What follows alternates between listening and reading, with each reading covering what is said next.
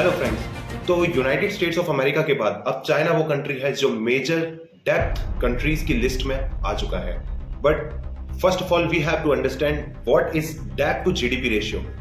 अगर economy fast grow कर रही है देन डेप्थ होना is a natural thing. So what is the problem? What is the problem with China? What is the problem with their economies depth? वहीं पर हम बात करते हैं यूएसए और जापान की, तो हम देखेंगे कि यूएसए और जापान दोनों ही 100% ऑफ डेप्थ लिस्ट से ऊपर आते हैं। But firstly we have to understand what is the depth to GDP ratio.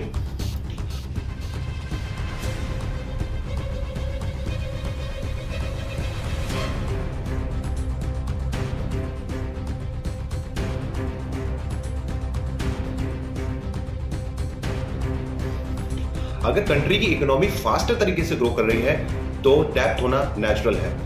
But इस केस में चाइना से क्या लिंक हो रहा है? Just like if we take an example of USA and Japan, where USA के पास 106% ऑफ डेप्थ है एंड जापान के पास 250% ऑफ डेप्थ है। So why we are specifically talking about China?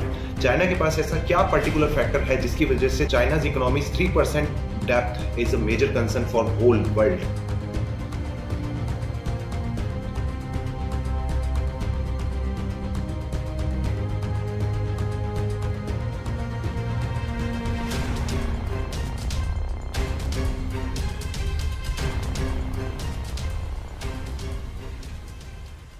Well, hey, this is Vivek Kumar Chahar and let's discuss about China's 300% of debt.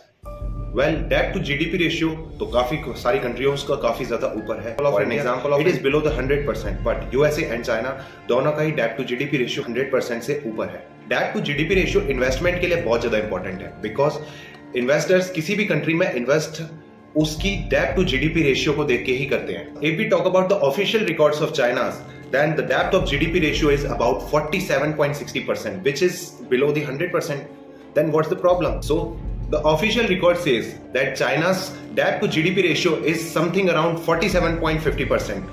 But we are talking about China. So there is always a secret thing behind the scene. Let's figure it out.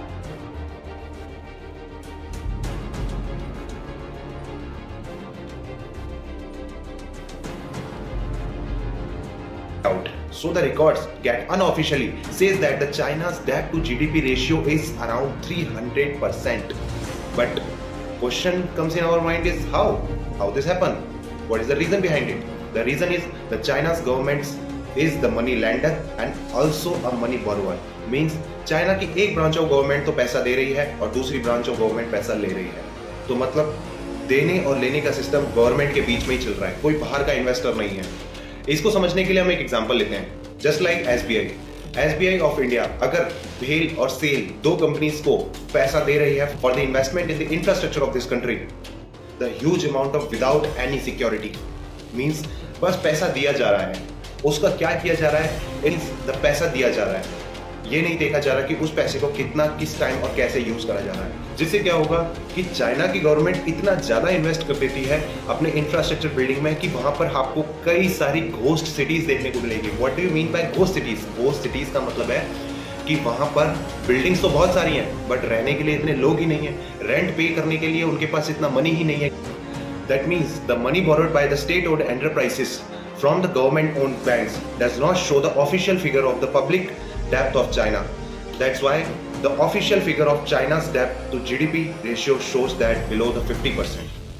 The unofficial figure is estimated around the 300%. The question arises in our mind, this is the problem of China, not the India. So why we are talking about, why the whole world is talking about it?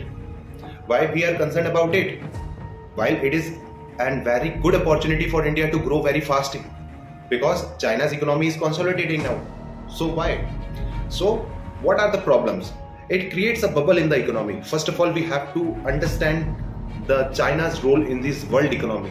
China is the world's largest manufacturing hub at the time now. तो उसका जो potential है, उसका जो economic potential है वो पूरे world की इकोनॉमी में एक सिस्टमैटिक कोलैप्स कर देगा, जिसकी वजह से हमारी जो इकोनॉमिक चेन है उसके बीच में एक बहुत बड़ा गैप प्रोड्यूस हो जाएगा और वो हमारे पूरे वर्ल्ड को हिट करेगा। इसको अगर आपको और अच्छे से समझना है तो आप पढ़ सकते हैं Greek crisis.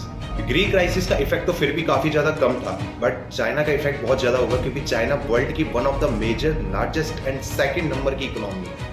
Now, this is a very complex topic we are talking about. So if you want to understand this topic deeply, you have to read various kinds and several of articles for it.